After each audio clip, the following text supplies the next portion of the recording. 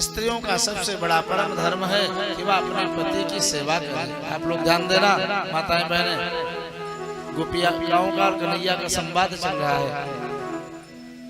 भरतो शुश्रूषणं स्त्रीणां परो धर्मो ह्यमायया तदबन्धूनां च कल्याण्यः प्रजानां चानुपोषणम्।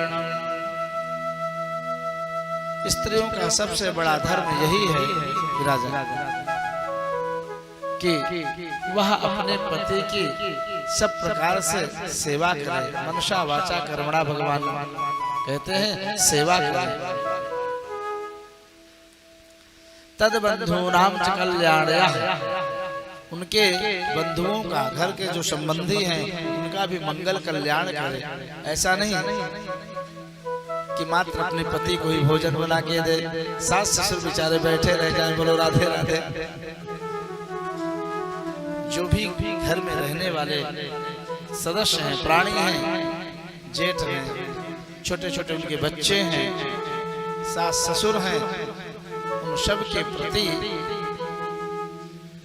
स्त्री को समान भाव रखना चाहिए।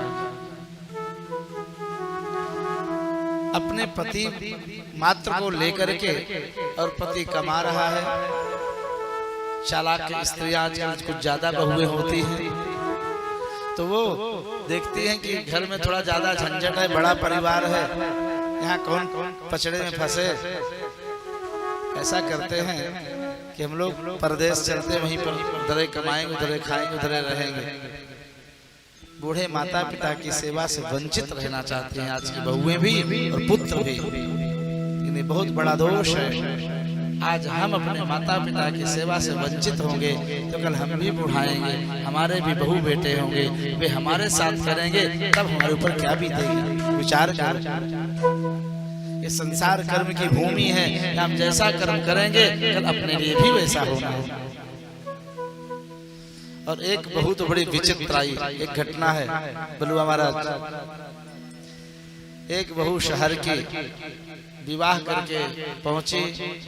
अब नई नई बहू आई है तो स्वाभाविक है गौने थोने में थोड़ा उनसे काम तो नहीं लिया जाता, काम तो नहीं करवाया जाता। अभी नई बहू है, उससे काम न तो भोजन बनवाना है, न कोई झाड़ू मरवाना है। अभी तो राजरानी बन के रहेगी, बोलो राधे राधे। पतिदेव कुछ काल के अंतर गौना थौना हुआ, काफी समय बीता, तो उसके पतिदेव परदेश कमाने चले गए धन की व्यवस्था के लिए। लेकिन वो बहु बड़ी विचित्र थे। वो 7 बजे तक सोया करती थी मनमानी, उठ करके चाय बना के पी लेती है अपने से। अब बेचारी बुढ़िया सास मैया उठ करके झाड़ू बुहारू करती हैं, पानी भरती हैं, घर की व्यवस्था करती हैं। वो और बिगड़ गई। पति देव लौट करके परदेश से जब काफी दिन के बाद आए और घर की स्थिति को देखा तो आश्चर्यचकित रह गए। अभी भी हमारी बूढ़ी माँ झाड़ू लगा रही है, लीपा पोती कर रही है, घर की व्यवस्था देखती है, और श्रीमती जी लेटी रहती हैं, ऐश करती हैं, मौज करती हैं। उसके लड़के ने सोचा कि किस विधा से इसको झटका दिया जाए, थोड़ा इसको लज्जित हो, ये इसको शर्म लगे थोड़ा, तब हो सकता है बदल जाए, करने लगे। तो माता झाड़ू लगा रही थी। बेटा ने कहा, माँ तुम बूढ़ी हो चली हो, लाओ हम झाड़ू लगा देते हैं। अब माँ कहती, बेटा तुम प्रदेश से आए हो, तुम्हारा कपड़ा गंदा हो, तुम काहे परेशान हो, तुम और तो रोज काम है, हम कर लेंगे लाला, तुम रहने दो। पुत्र ने कहा, नहीं माँ, मेरे रहते तुम झाड़ू नहीं लगाओगी, झाड़ू मुझे दो, झाड़ू मैं लगाऊंगा, सफाई मैं करूंगा। बूढ़ी मैया कहते, ना लाला झाड़ू मैं लगाऊंगा। और लड़का कहता, नहीं मैया झाड़ू आज मैं लगाऊंगा आज से। लड़का ने सोचा हो सकता है ऐसा कहूँ तो हो सकता है श्रीमती जी को शर्म आ जाए और आकर के झाड़ू देकर के लगाने लगे। तो ये युक्ति सोची थी उस व्यक्ति ने। लेकिन जब माता पिता दोनों झाड़ू को लेकर के खींचने लगे, झगड़ने लगे, दोनों अपना अपना अधिकार जता रहे, हम करेंगे हम करेंगे, तो बहू अंदर लेटी है, आराम कर रही है। अब उसको थोड़ा बाधा हो रही है आराम करने में। तो 10-20 मिनट आधा घंटा बीता तो देखा कुछ ज्यादा हल्ला कर रहे हैं मातारी बेटवा दोनों। तो बाहर में और कहा, क्यों हल्ला करते हो? तब उसके पति को लगा कि अब आई आवश्यकता है, सुन करके ले ले, झाड़ू लगाने लगे। अरे कहा देवी जानते नहीं, देख नहीं रहे हो, बेचारी बूढ़ी माता हो गई है, हम कहते लाओ झाड़ू हम लगा देते हैं, तो ये नाय दे रही है। कहा ना मैं ही लगाऊंगा, और तुम बताओ बूढ़ी माँ हो और ये झाड़ू हम न लगाए। तो सोचा हो सकता दया आ जाए, बात सुन करके भी लगा देंगे। तो जानते हो क्या कहते बलुआ महाराज? अरे कहते क्यों झगड़ रहे हो, एक दिन आप लगा लिया करो, एक दिन माई लगा लिया कर, इसमें कौन सी बड़ी बात है, लड़ाई क्यों कर रहे हो? एक एक दिन की पाली बांध लो दोनों लोग। उसके पति ने माथा पटका, हाय राम, हमने सोचा इसको दया आ जाएगी, झाड़ू लगाए लेगी, लेकिन ये तो अच्छा उत्तर दे दियो। तो कुछ बहुएं ऐसी होती हैं, लेकिन नहीं, जो सच्ची भारतीय नारियां होती हैं।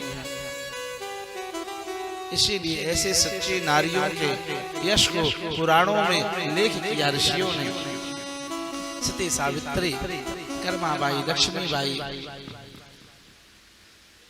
अनुसूया, अनेकानेक नारियों की गाथा को, मदालसा का चरित्र आता है महाभारत में, अनुसूया का चरित्र आता है।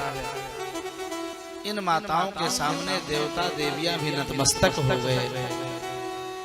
जो स्त्री अपने पातिव्रत धर्म का पालन करती है, उसका यश, तेज, ऐश्वर्य, ये सुख भी और वह सुख भी, परलोक भी सुधर जाता है, कल्याण हो जाता है उसका।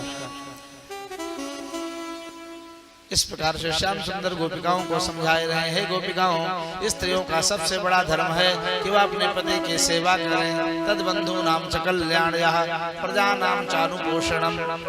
घर में जितनी भी प्रजा है, बच्चे हैं छोटे छोटे, मान लो हमारे 2 बच्चे हैं, हमारी जेठानी देवरानी के 2 बच्चे हैं।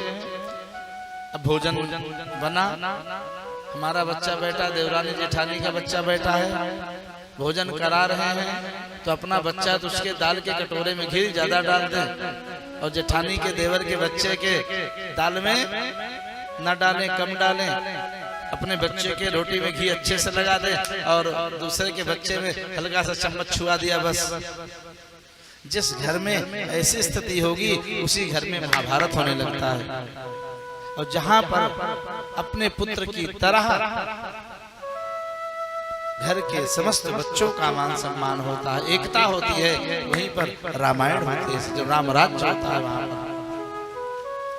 इस प्रकार से कन्हैया ने कहो, देखो गोपिकाओं, तुम सबको लौट जाना चाहिए, आपके पतिदेव विवल हो रहे होंगे, बच्चे आपके रुदन कर रहे होंगे। कन्हैया से गोपिकाओं ने कहा, हे श्याम सुंदर, लौकिक पति तब तक के लिए जब तक आपकी प्राप्ति न हो जाए।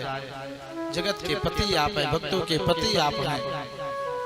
लौकिक भौतिक पतियों की हमने बहुत सेवा की, और गलती होती है 2 तमाचा देते हैं इधर उधर, गाल लाल कर देते हैं। इन लौकिक पतियों की सेवा से मैं ऊब गई हूँ। अब आपके चरणारविंद को पाने के बाद अब कौन है जिसकी सेवा किया जाए? भगवान ने देखा गोपिकाएं एक निष्ठा है, कदम से उतरे और गोपिकाओं के हाथ को पकड़ करके नृत्य करने लगे, रास रचाने लगे। गोपिकाओं को अहंकार हुआ,